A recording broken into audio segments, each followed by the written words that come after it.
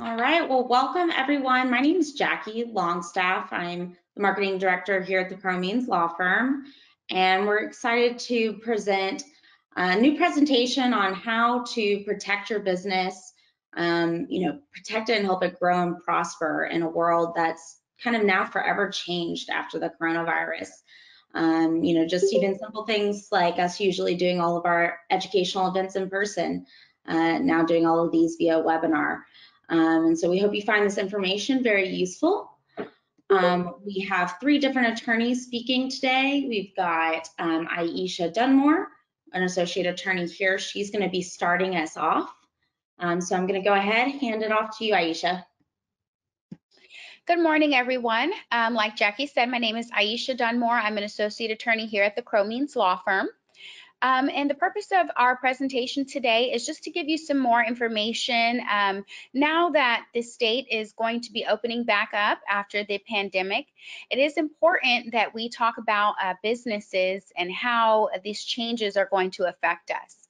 COVID-19 will affect us. Even with the reopening, it's going to continue to change our businesses and people's lives for a significant period of time.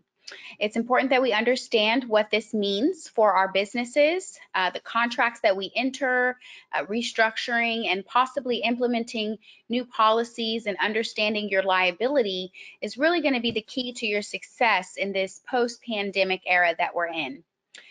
So the first topic that I'm going to cover is our contracts. And it's going to be important to discuss both our present contracts and any future contracts that we enter. There are very important clauses that you want to have in your contracts or you want to review for any of the current contracts that you're in. One of those clauses is called the force majeure clause.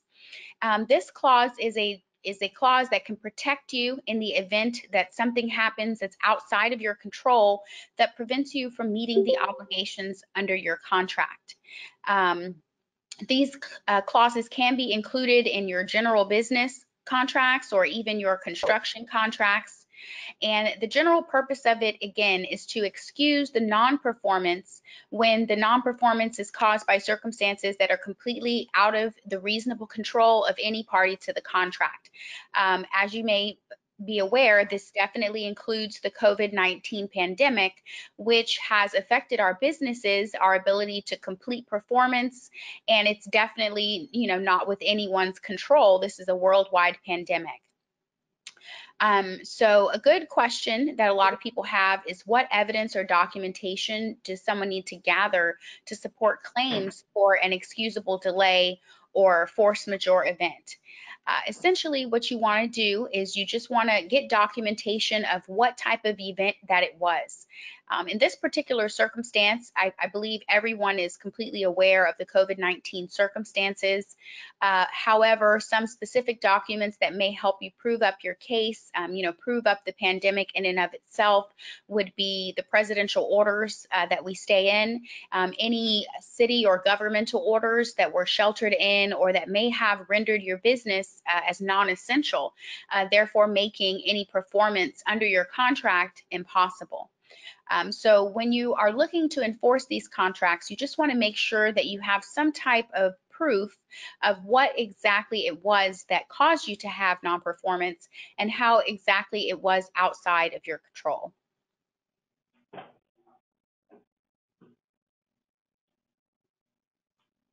So when you're looking for a force majeure clause or you're wanting to actually implement the clause, what's really important is that you pay close attention to the specific contract language. Sometimes those contracts do have definite terms, or they may just use the traditional definition of the terms. And so whether or not the event that you're experiencing is going to rise to a level of a force majeure is completely dependent on the actual language that's in the contract. So what courts do is if you actually have the terms defined in the contract, then those terms are going to be dictative of whatever, the force majeure is. For example, if the force majeure excludes certain things like weather delays or employment unavailability, then those things are naturally going to be excluded from your protections. So it is important to make sure that you carefully review the terms to determine whether the description of a force majeure clause is going to provide enough coverage for your business or the circumstances of your transaction. For example, if the force majeure clause specifically excludes weather or rain delays, and you are a subcontractor or a contractor and you're unable to perform during those delays, then that may be something you want to edit when you're going through your contract before you execute it. So that way you have particular coverage for those things and you're not prevented from being able to claim that as a force majeure later. Also, one thing that is important in these clauses is some of them require notice. If you look through your force majeure clause, again, you just want to be careful that you're following all the terms within it. If the force majeure clause requires you to give notice to the other party that you're going to be able to unable to perform, you do want to make sure that you satisfy those notice requirements because in the event that you don't, you may not be able to seek the relief under that clause later in a court.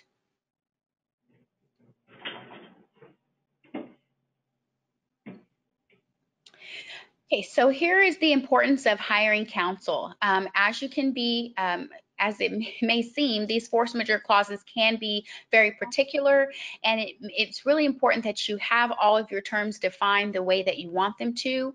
And so an attorney can help you with these clauses by making sure that they include the notice requirements that you're going to be able to comply with.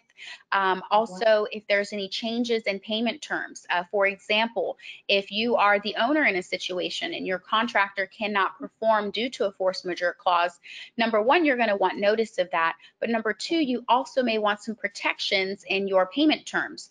The force majeure clause generally doesn't change anything unless it's within the writing. So while you may be excused from non-performance, you want to make sure that there's also a change in the payment term. For example, you're not having to pay during the time that they're not working during the force majeure clause. This is especially important if your payment terms are actually on a schedule, because you want to make sure that that language is included in there, so that way you don't have to worry about a potential breach of contract for failure to pay while that party is not performing due to a force majeure. Also, it includes guarantees for reasonable attempts to perform within the parameters of the situation at hand. This comes into play, for example, a lot of our construction industry was deemed essential during the COVID-19 situation.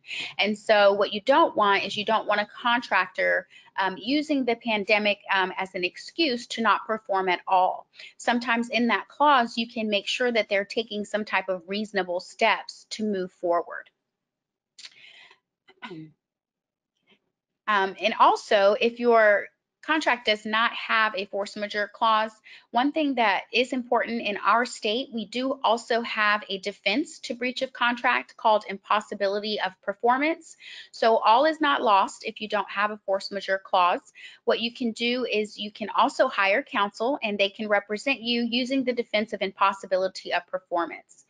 This is very similar to a force majeure. You do want to make sure that the attorney is proving up that the events were not foreseeable at the time of contract formation, and that it was the mutual intent of the parties to excuse that performance. A good example of that would be included, again, the bad weather delays within a construction contract.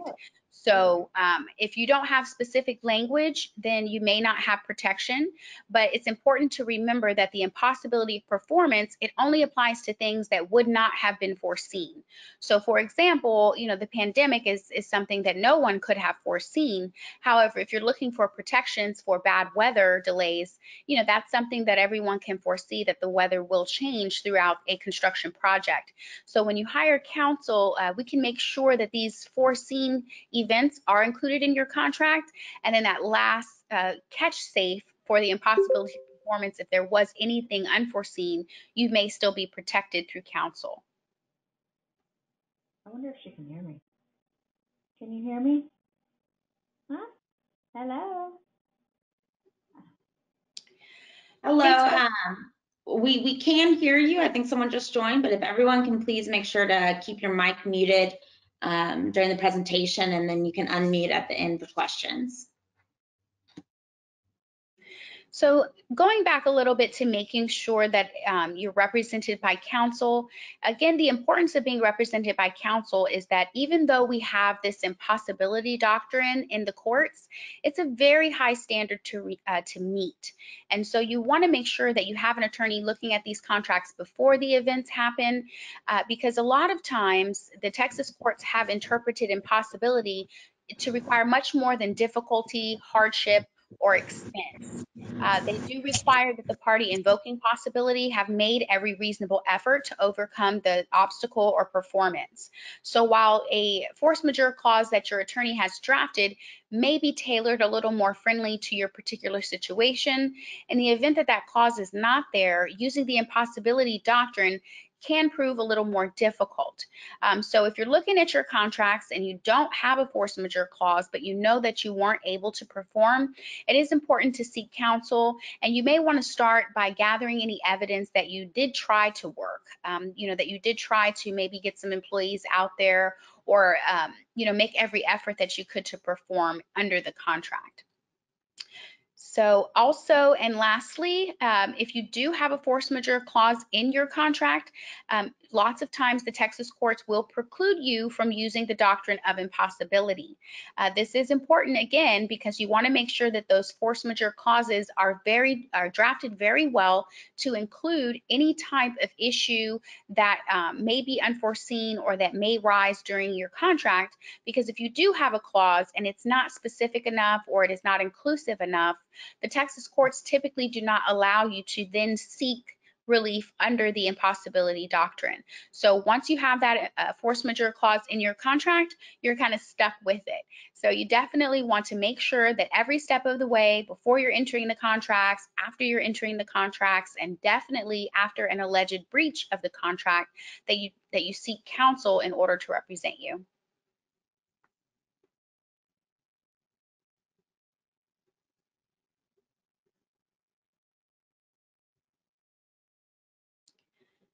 So these are some frequently asked questions. Some tradesmen are deemed essential employees, but they're dependent on the work of non-essential personnel to meet obligations on a given project. Does that qualify as an excusable delay? Now, this is a good question. It should qualify as an excusable delay, but this is again where you want to make sure that you have sufficient documentation. Because not all tradesmen are deemed essential, if you do require non-essential personnel, then that may be an excusable delay. Another question we have is, as a GC, do you have an obligation to collect delay information from subcontractors? If so, what are the obligations to notify them? Or from a sub's perspective, do you need to be collecting info from the GC on any delays? Well, to answer this specific question, it would all depend on the force majeure contract in your in the force majeure clause, in your contract. If it does require that you provide reasonable attempts or reasonable efforts, if it does require some type of notice, then you may be required to go ahead and provide that from the subcontractors, because they are the ones who are fulfilling your obligations under the contract. So I would play it safe and just make sure you collect that information, whether it's required or not, just in case at a later time you do, face litigation or face any accusations of a breach of contract. You'll have plenty of documents to support, why exactly you weren't able to perform or what subcontractors were delayed and why.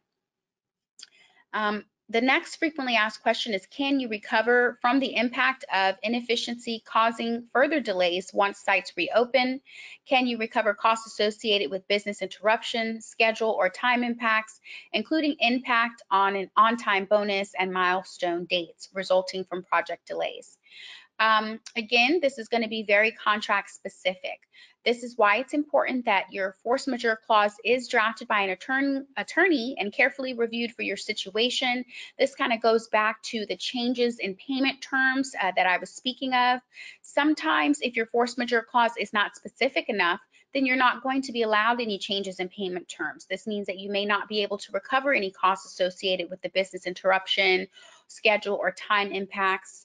The whole purpose of the protection of a force majeure is to protect you from incurring these expenses when it's not your fault or due to an unforeseen delay. So if you do want to recover those expenses, it's very important that you keep that language in the contract or include it within the force majeure clause for protection. And then lastly, we have, depending on how long social distancing guidelines are in place, such as suiting up with PPE, only allowing one trade on site at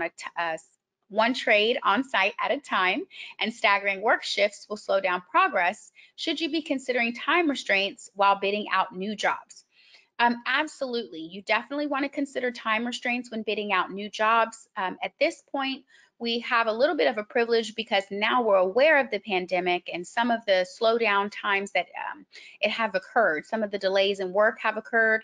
And so you definitely want to try to include that in your time constraints when you're bidding new projects. And then again, just in case, we have no idea how this pandemic is going to work, if the cases are going to end up rising, if we could possibly be under another stay-at-home order in 2 to 3 months, depending on the status of the virus itself. So you want to make sure that you're having force majeure clauses in your new bids. And then you also want to make sure that you're giving a little wiggle room for the time delays that you are aware of now, so that way you're not put under time constraints at a later time. All right, thank you, Aisha. All right, we are going to go on next to our next speaker, Janelle Oldeker. She's our senior associate attorney here at the firm, and she is going to be going over OSHA. What changes have they or have they not made, and how can your business best react to this?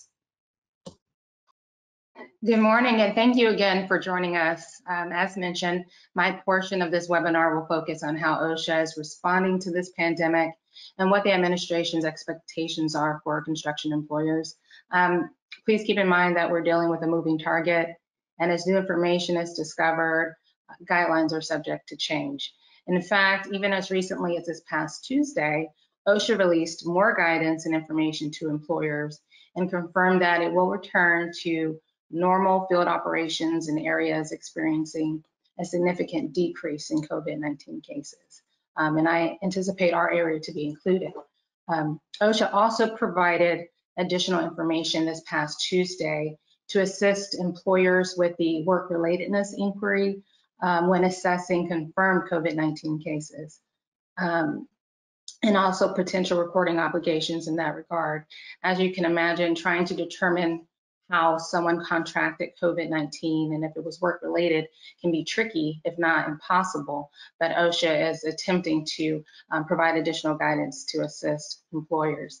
Okay, so on this first slide here, we have just a general overview of the information I want to go over. Firstly, as part of the COVID-19 specific guidance released by OSHA, they wanted to make clear that it was not a standard or a regulation. Okay, it's not providing new guidelines that you absolutely have to adhere to. It's advisory in nature and it's supposed to be informational primarily. But it is to assist employers make sure that they're providing the most safe and helpful workplace that they can. OSHA also wanted to point out and remind everyone of the Act's General Duty Clause. It's their catch-all, which is supposed to come into play when we don't know exactly which standard should be implemented at that particular time. And so the General Duty Clause basically requires that employers provide their employees with a workspace that is free from recognized hazards likely to cause death or serious harm. And the way COVID-19 factors in is that we know that this particular virus can be deadly. And so if you know that there's a confirmed case within your work site, you have to take steps to protect your workers at that point. OSHA has let everyone know that the construction industry is considered low risk and it does not require COVID-19 specific PPE. And as we go through this webinar, I want you guys to keep in mind that the most important thing to do is document your prevention efforts. Everything that you're trying to do to keep your workers safe, make sure that there's a paper trail So you can pull it out of your file in case OSHA decides to drop by for an inspection. And again, I just want to point out that guidelines are subject to change, so keep your ears to the ground and just make sure you're staying abreast of all the latest information that's coming out. Okay, we can move on to the second slide. Okay, so OSHA has released just general guidelines on how employers can reduce the exposure to COVID-19. The key phrase here is good faith effort, okay? When it comes to educating your workforce, OSHA has created science specifics to COVID-19 to display at your work site and to disseminate via email as well. Additionally, fact sheets and posters are available on the CDC website. So I highly recommend that you check those out, you download those, and you place them at your work sites in areas that workers are known to congregate, such as break rooms, restrooms, and things of that nature. So a lot of this information, you're not gonna have to do a lot of research. It's already available for you to provide to your employers. We're all very familiar with the symptoms of COVID-19, but you would be surprised how uneducated someone might be about how it spreads. As we know, it spreads through respiratory droplets produced when an infected person coughs or sneezes. So it's really important to make sure that you're posting signs at your job place to let everyone know that they should be practicing proper respiratory etiquette at work. And also make sure that you are providing a place for your employers to wash their hands.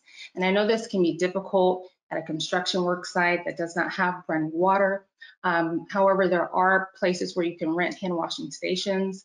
At the very least, however, you should be providing hand sanitizers that contain at least 60% alcohol so that they can at least attempt to keep their hands sanitized. As well as I know when it comes to tools at the work site, a lot of times workers are sharing them.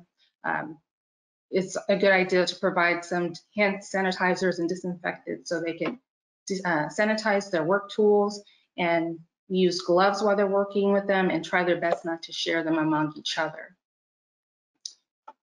Okay, and for the third slide. Okay, now OSHA expects employers to develop policies and procedures for promptly identifying and isolating sick people. Now, confidentiality is very important here.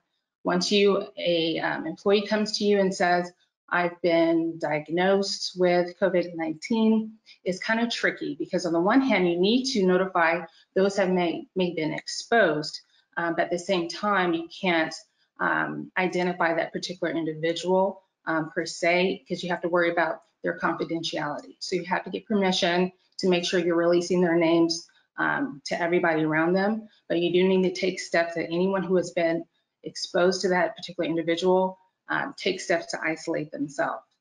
Encourage your workers to self-monitor. It's very important for them to take their temperatures on a regular basis and have someone on staff that they are designated to alert if they feel they may be sick or they may have been exposed.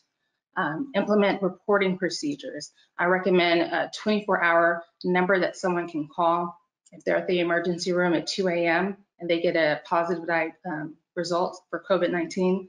There should be someone that they can call right away so that there can be steps in place for the next morning to make sure that the work area where that person was located is disinfected, and we can make sure that we can stop the spread at that point.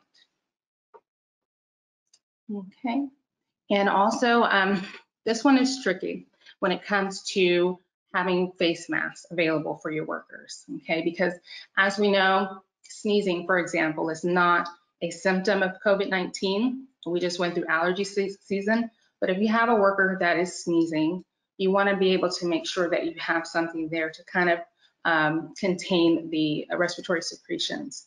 So I recommend having some face masks or face covers available to for employees to use if they so wish to do so. Okay, and the fourth slide. All right, so make sure that you're communicating these flexibilities. You don't want a worker to say, well, I came in sick because I didn't want to risk losing my job. If you're communicating via writing, via email, that if you're sick, please stay home. We're not going to fire you. but you need to make sure that you're staying home if you feel like you might be ill. That will hopefully reduce a worker from trying to just tough it out and come to work when they know that they're sick. So again, actively encourage your sick workers to stay home, and make sure that you're implementing some workplace controls at the job site as well. This is encouraging your workers to social distance at least 6 feet apart. This can be tricky, so you might want to put tape guides on the floor so they can get an idea of what that looks like. If possible, if your workers are in a confined area, to possibly install temporary partitions to separate the workers or to separate the trades, staggered work shifts, fewer people on the job site at one particular time. All these measures will be great to reduce potential exposure to COVID-19. And again, while you're implementing these procedures, make sure to document it. Have it in a file. So if OSHA decides to pop up, you can pull out your guidelines and you can show them that you're making good faith efforts. Okay. Now, I want to just go back just for a minute because I know checking workers' temperatures has been a pretty hot button issue. And I want to say that you can check workers' temperatures as they're entering the job site. But if you do so, even though PPE is not required, the particular person who's conducting those temperature checks should be wearing PPE if they're going to be coming in contact with every worker that's coming on that job site. And also, when you're taking the temperature, I don't recommend that you actually write down a document, the temperature and the name of the employer, because then you're looking at issues with confidentiality at that point. It should just be a basic temperature check to see if they are capable for working that particular day. Okay, we'll go to the next one. Okay, so again, thankfully for our industry, OSHA has classified construction work as low risk. Okay, and because it's considered low risk, there's no need for COVID-19 specific PPE. You should just be providing PPE that is required for that particular industry. If you're working with, let's say, asbestos or something of that nature that requires PPE, of course, you should be supplying it for your workers. Now, the way they're defining low exposure risk, there are jobs that don't require direct contact with people known to be or suspected of being infected with COVID-19. And nor is there's no frequent contact with the general public. Now, I know there's some situations where you might be at a job site where there's active retail space. If your workers are coming in contact constantly with the general public, at that point, you might want to consider providing them with some face coverings to protect them and to also protect the general public. But it's my understanding that those types of work sites are not very common at this point. Okay. All right, we can go to the 6th slide. Okay, so again, if you're going to provide PPE because you just feel more comfortable with your workers wearing protective gear to help reduce exposure to potential COVID-19, you're going to make sure that if it's going to be required, that you provide the training for it. And you also provide the PPE as well. And now this, you're going to have to make sure that it's fitting properly, that your employees are wearing it properly, that they're not sharing it. If it's disposable, that they're disposing of it properly as well. Now, there's a difference between the respirators, the PPEs, with the that are medical grade, and what we're calling just general face coverings like bandanas or the cloth masks that you can buy online. You can actually require your workers to wear face coverings that don't rise to the level of respirators. Some are arguing that this is like requiring a worker to wear long sleeves or a particular type of shoe. But if you are requiring it, I highly recommend that you make it, that you actually supply it. And I know this can go into budgeting issues. Again, contractually, you can pass that on upstream or downstream, however you feel comfortable to help offset that cost. Okay, we can move on. All right, so recordables. Now, in this instance, we're talking about confirmed COVID-19 diagnosis. Okay, it has to be diagnosed by a healthcare professional before you even go to the next inquiry to determine whether it was contracted in the workplace, if it was work related. Okay, so once an employee says, I have a positive test result, so now you have to go to the next step and see, okay, well, was this contracted at my workplace? And one of the ways that you can do this is you can determine whether or not there's a cluster of workers who work very closely together and they've all contracted it. Now that first transmission might not be work related, but there's a good chance that the other transmissions were. So there, you just have to use common sense. Ask them when they think that they were exposed. Did they travel recently? Has anyone in their family contracted it?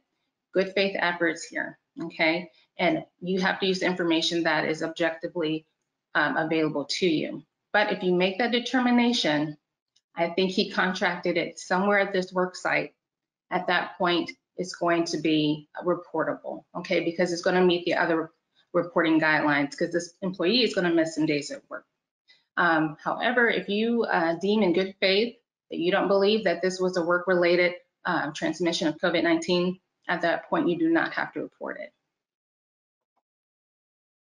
Okay, so my summary of recommendations, again, make good faith efforts to keep your workers safe. Make sure you're following the general duty clause of the OSHA Act.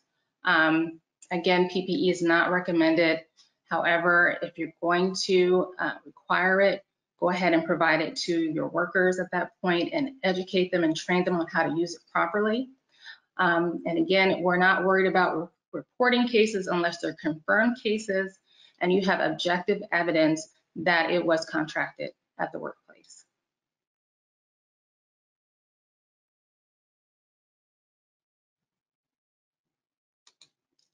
Okay. And this, we have some frequently asked questions. Let's see here.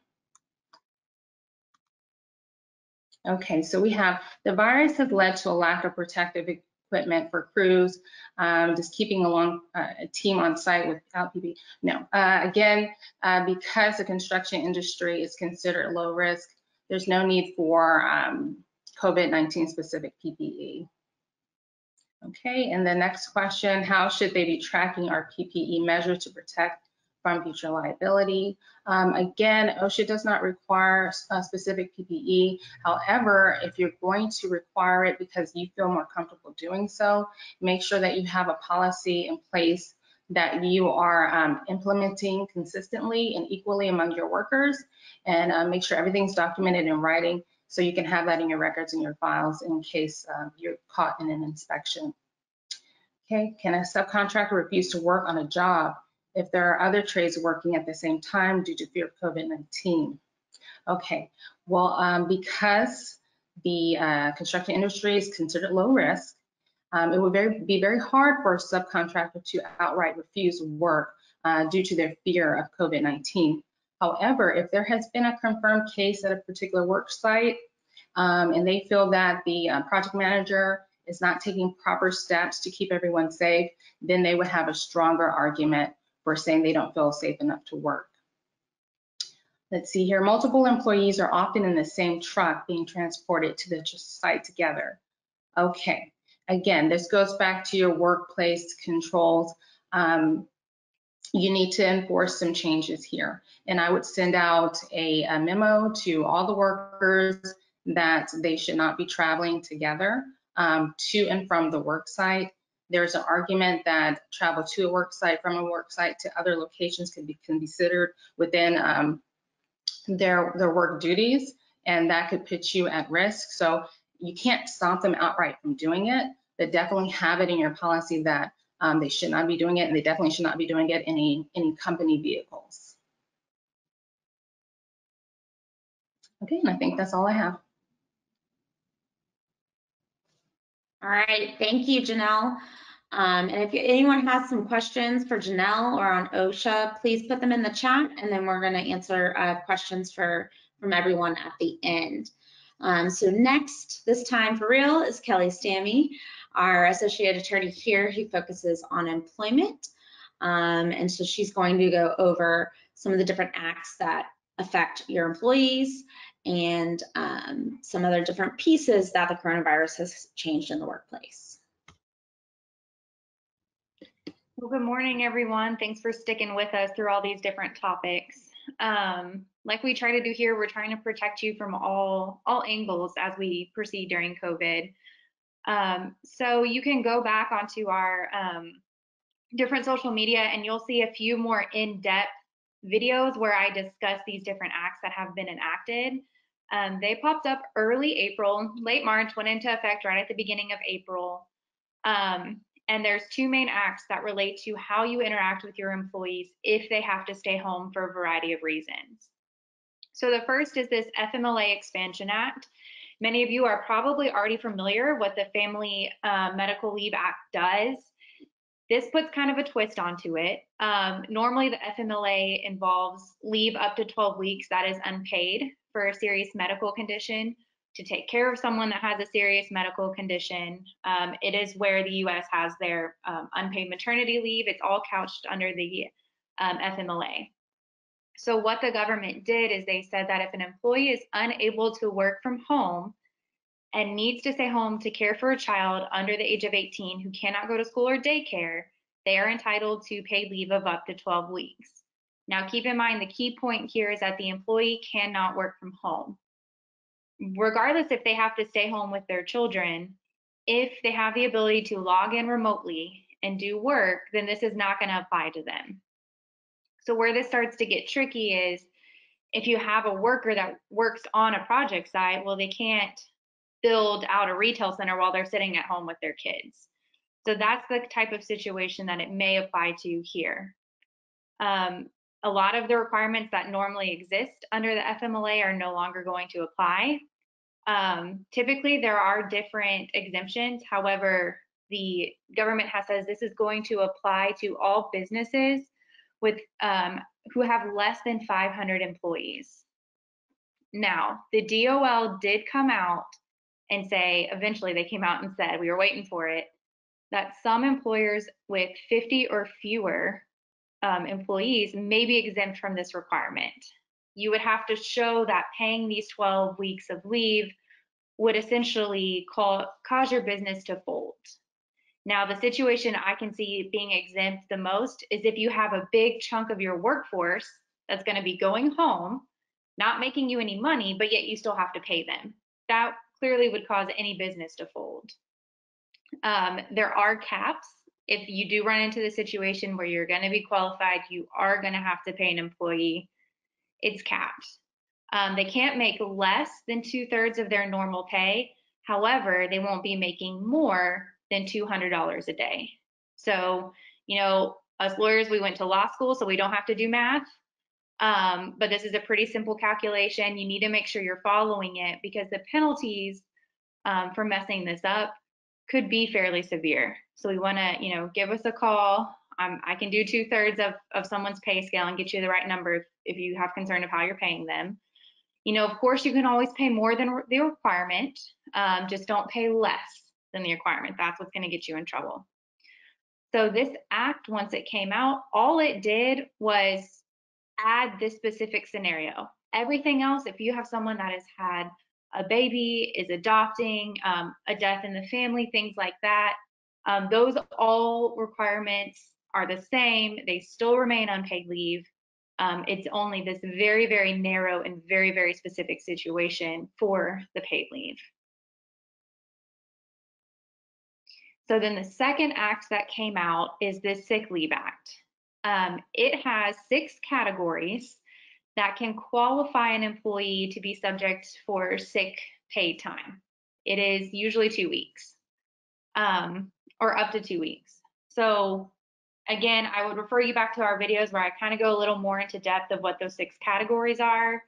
They're everything from being sick yourself to having to take care of someone who is sick, being told by a doctor to stay home, or even being under a mandatory stay-at-home order, which we're seeing less and less of here in Texas. So that qualification probably is no longer going to apply.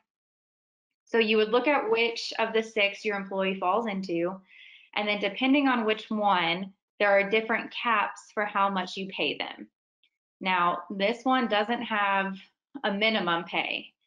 You have to pay them what they normally would get paid during those 2 weeks. If they're a full-time employee, it would be their full salary for the 2 weeks, subject to these caps that you see here on the 3rd bullet point.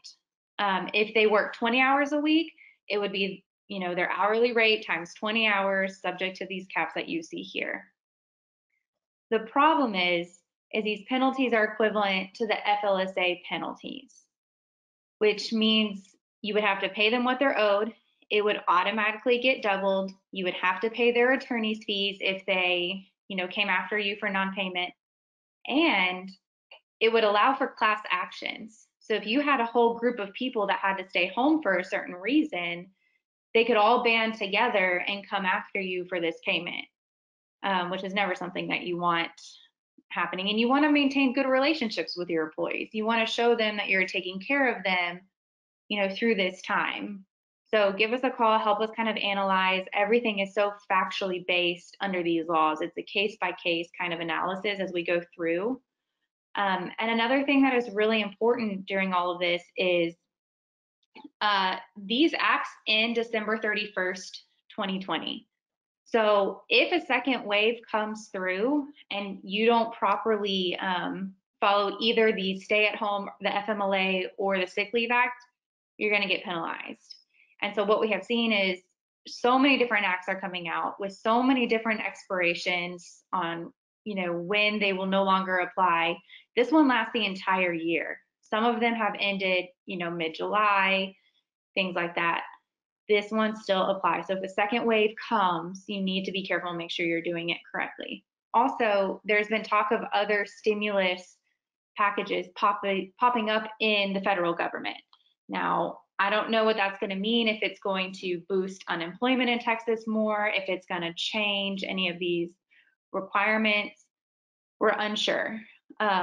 So, essentially good faith applies across the board to everything we've talked about this morning, not just from protecting them from COVID, but also just doing your research, staying up to date, giving us a call. I try to follow everything that's coming down from the federal government as it relates to employees, just to make sure that you're safe. So to protect you as a business, you are entitled to ask for proof of why the employee is seeking the paid leave or the sick pay. Now, you need to be careful of how you do this for a couple reasons. Sure, ask for a doctor's note. That's the easiest thing to do if someone's claiming to be sick. Ask for a positive test result. No problem. Asking an employee to give that to you is not a violation of any sort of privacy or HIPAA standards. Just as Jonelle mentioned, you cannot disseminate that to the other employees if it does happen to be a positive test result without permission from the employee.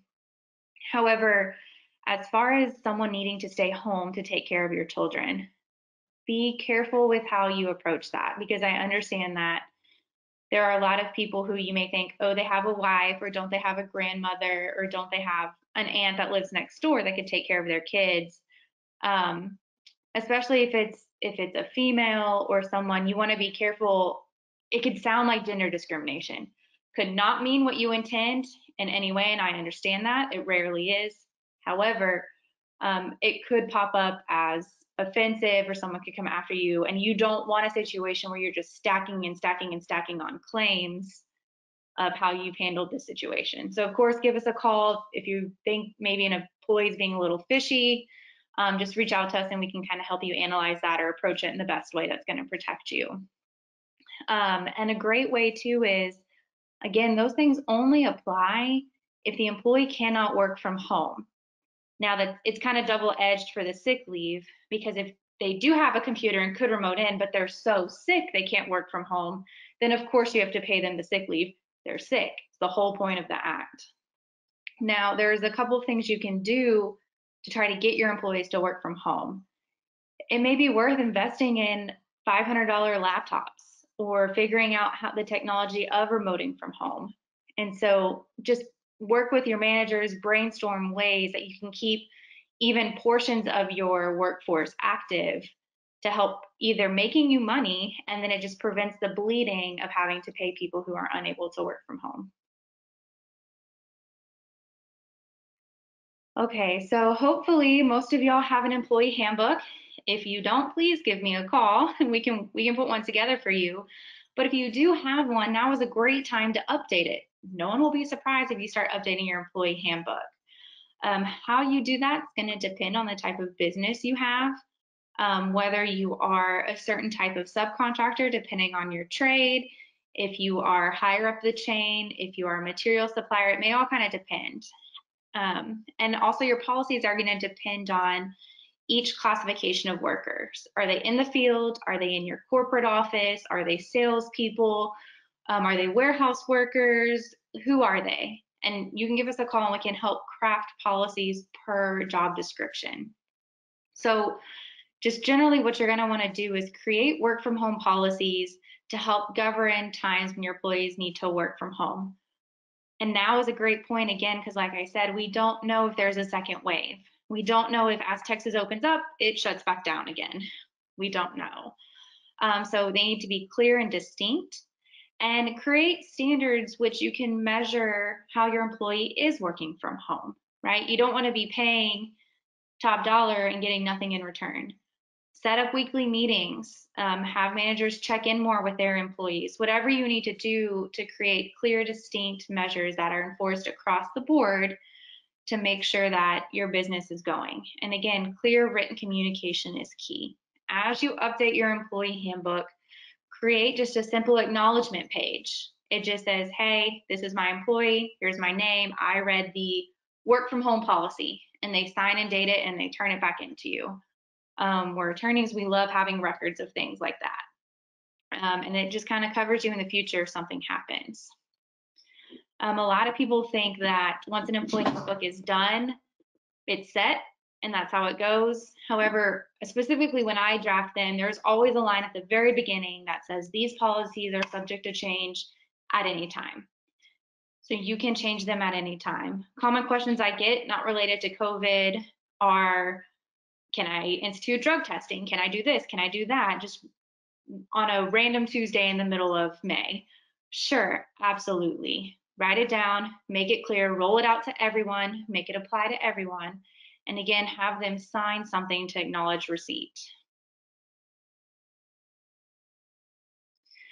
So when we look at contingency plans, way to keep your workforce busy as we go through this time, like I mentioned before, buying technology to help them engage from home doesn't have to be fancy. You know, they don't need the newest Apple computer.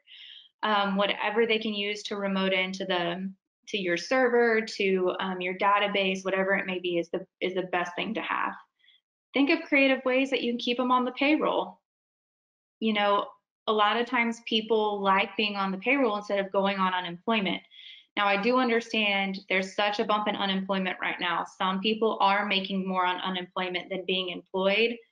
But if you make efforts to, you know, show this employee loyalty, this brand loyalty, that you want them to believe in you as much as you believe in them as your employees, you know, ask them for ideas of how they think they can help the business. Create a running list of tasks or different things that they may be able to do that you can pay them for. And again, there are these stimulus package loans and more may be coming down the pipeline. And some of those requirements, you know, give you funding to pay employees to do things that better the business, even if it may typically be outside their job description. If you want to have a crew of 2 or 3 go into your main office and organize files or clean the office, or just things they can, you know, continue to get paid for, that you see a return from at the end of the year or next year and things like that. If you prepare now, you're not going to be panicking later. And we're in a unique situation where, sure, 3-4 months ago, we never would have known to prepare for this. Now we're in the middle of it. Now we have a grasp on how the government's reacting to us, the types of liabilities they're putting on businesses from federal, state, and local governments. And now we are in the thick of it, and we can prepare as we move forward and come out of this together on the other side. So some frequently asked questions that I have been getting is, what if my employee refuses or fails to show up to work because he or she is worried about contracting the virus or bringing the virus home to someone that they may live with that's elderly or compromised. The easy answer is if they're an essential employee and they're not sick, and it's just a fear, they don't have it, no one around them has it, you can terminate them for not showing up to work. Do you want to? Should you do that if you are someone that's trying to maintain a good workforce? Maybe not. This is a business decision. At the end of the line, the legal answer is fire them if you don't want to deal with it. Not necessarily the route that I'm going to recommend in every situation. Work with the employee, see if there's different accommodations that can be made. Maybe they move to a different job for a couple weeks. Maybe they can work from home for a couple weeks. Whatever it may be, try to find something. Put it in writing what the agreement is, what the expectations are, and that way you kind of have protection for both parties moving forward. How should I communicate job site cleanliness and social distancing guidelines to my workers? As Jonelle mentioned, the CDC has great resources and posters that you can post on your work sites where workers congregate. Please do that. Hold meetings, whether it's Zoom or any other type of go-to meeting, any type of things that are electronic. Have managers call employees, send emails. If you do 2 or 3 of those to get the information out, you've made that good faith effort to do so. And then have someone who is on the job site double checking. Let them know, hey, Mr. Joe over here, he's the person that's going to be showing up and he's going to be making sure that we're following the guidelines. And then everyone's kind of working together to make sure we're all on the same page. As far as ways to have your construction company employees work from home, that's going to depend on the type of business that you have. Get as creative as you want. Can they create new processes for how invoices are generated? Can they create better demand letters or a better organization of files? Can they go online and organize, past due accounts or accounts receivables? Can you go into the office, clean it up? Can they cold call customers and just say, hey, I'm here for you. Here's our policies. What's going on with y'all? Basically doing networking over the phone, things like that, building relationships so that when we come out on the other side, maybe you've met new suppliers or new general contractors and y'all can work together on projects, because we know things have been halted, new construction's going to pop up, whatever it may be. I imagine the industry gets busier eventually when this all passes. So that could be a great way to put in some work now to increase profits in the future. And how do I protect my company information and client customer information when employees are working from home or perhaps off a secure server? This question has a couple of answers. The first, where I'm going to start, is just legally. You could have them all sign confidentiality agreements when they start working from home, or maybe be logging into something and they have access to, let's say, pricing or customer information they don't normally have access to. We do confidentiality agreements. You can give us a call. I can get one out to you. We have a flat fee for creating those. However, I will also let you know that Texas has something called the Trade Secrets Act. So you already have protection regardless if anything has been signed by an employee, a manager, it doesn't matter. Customer lists, price lists, those have already been deemed trade secrets. So if someone accesses that and then misuses that information, you have legal protection at the end of the day. You are not out of luck because you didn't take precautionary measures beforehand. However, I of course recommend finding some precautionary measures ahead of time. If you have someone that is in IT that maintains your databases, get with them if people's access needs to be limited, or pull those types of things off the server and have one individual who you trust, whether it's someone in an HR department, whether it's someone who is a higher level manager, have access to that, and then they can decide on a case-by-case basis who retrieves what information. So now you have a human that's kind of standing guard over your information versus it just kind of being out there for anyone to log into and be able to access as you start going remote if necessary. All right, well, thank you, Kelly, for that piece. We have had a couple of good questions come in, so I want to try to go over those quickly. From Nicholas, he's asking that a lot of times COVID-19 testing now is the results are given over the phone, and a lot of times those negative test results are reported only directly to the worker or test taker. And how can he show his GCs that his workers are free of coronavirus with this type of reporting if it's only being given via the phone?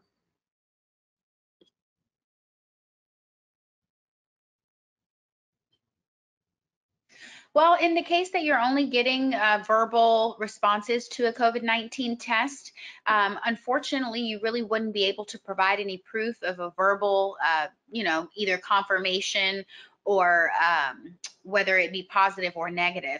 So in that instance, it would be best if you would ask the employers to contact their doctors and ask for something in writing. Let them know that it is for their employer and they do need confirmation.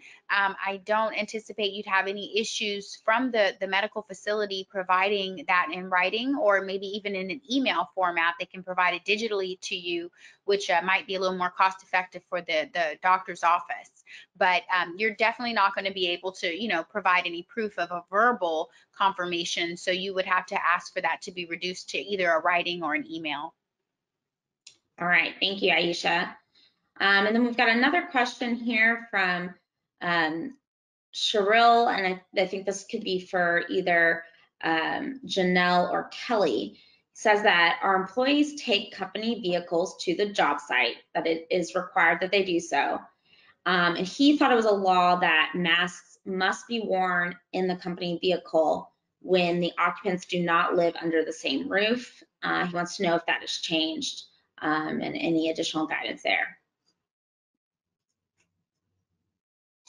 I'll go ahead and start. He may be referring to the Harris County order regarding masks be worn for anyone over the age of 10. If that's the case, then absolutely follow those guidelines. Continue to do so. Outside of Harris County, if a county has any particular orders, make sure your employees are following those. Otherwise, if you want to implement those guidelines just for your own peace of mind for your workers, you can do so. Again, I would prefer that workers not travel in the same vehicle if they're not able to social distance. If you have a truck and you have someone in the front and someone can sit perhaps in the back seat, that might be possible if it's big enough. But personally, I wouldn't be comfortable having workers and worker vehicles traveling to and from job sites together. Yeah, and just to piggyback on that, I know that there was that Harris County mandate that came out regarding face masks. Shortly after that, Governor Abbott came out and said, no government, local, all the different levels can require that of its citizens. Private stores have required that. I know Costco is one of them. However, I believe it's not still a requirement, but again, you don't want to get into a situation where this is a question. So if you are able to provide the mask, if it's easy for you to provide the masks, go ahead and do that. And like Jonelle mentioned, if there is a way to get them into multiple vehicles, do that as well. We don't want to be flirting with this line of, am I following these ever-changing laws? Let's get way to the other side of that and follow, what we think is going to best protect ourselves and not even get close to what's legal. Let's get close to what's smart, and let's make sure we're doing the best that we can to protect ourselves from any questionable laws, because they're changing so quickly. All right, thank you, Kelly. And then we have another question from Cheryl as well. Should we go ahead and notice now a GC for potential force majeure for COVID-19? So Aisha, do you have recommendations? If he thinks that he may have a force majeure, should he go ahead and notify of the potential of enacting that?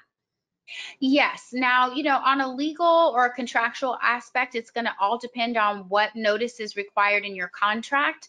Sometimes notice is not required. On a practical level, though, I would always give notice. I would definitely give notice in writing. Generally, in your contracts, they have either an email or a point of contact to give notice to.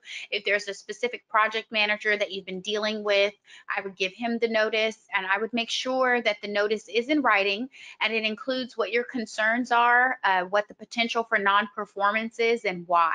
And so on a practical level, you always want to give notice, but again, your contract is going to be controlling on the notice issue. All right, thank you.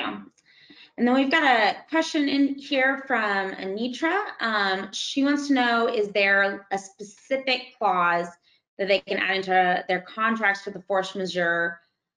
She said that she's mainly a subcontractor and wants to make sure if there's a specific schedule attached that they're not going to be penalized for not meeting that deadline because of possible force majeure pieces. So I think Anitra's question is more to a current contract that may already be in place. So is there something they can add later on?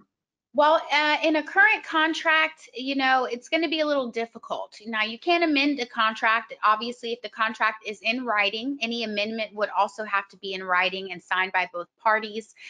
You can guess that now with the pandemic, if you don't have sufficient protection in your contract, the other contracting party may not be so willing to agree to give you that at this point. In a future contract, though, that is the entire purpose of the force majeure. If there's a particular schedule that you're worried about not adhering to, that is something that can be put in the contract ahead of time. But in a general sense, the force majeure clause is going to protect you from non-performance. So that would mean non-performance of anything under the contract that was affected by reasons outside your control. So that would be standardly including the performance issues that you may be having. So if you do have a current contract that doesn't have force majeure protections, I would definitely go ahead and send notice of what your issues are. You may be able to rely on the doctrine of impossibility like we talked about before, but you do want to continue to document. That's really important when dealing with contracts, is that you document every effort, you document every concern, and this is just in case, heaven forbid that, there's a third party looking at it later having to make a decision. You just want to appear as reasonable as possible. So if you're not able to perform and you don't have a force majeure clause, go ahead and reach out in writing to the other contracting party and just outline what your issues are, what the problem is, what exactly you're not going to be able to perform under the contract, and what efforts you're making or have made to try to do so anyway. All right, thank you, Aisha. That was all the questions that we have in the chat. If anyone has some additional questions, we can stay on for a couple more minutes. Or if you're calling in, you can unmute yourself and ask a question.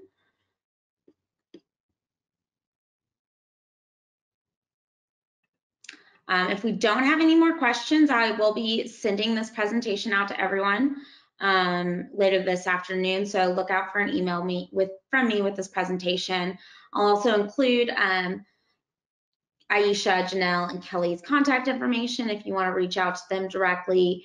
I think, like Kelly mentioned, we do offer some flat rates for contract review or contract creation or employee handbooks. If there's something just very specific that you need help with during this time, we are here for you, and we've got multiple options. You don't have to have a general retainer. We have some other options for specific things. So we will follow up with that email, and thank you so much for taking time out of your day, and we hope that y'all continue to stay healthy and safe, and that your businesses continue to grow and prosper during this time.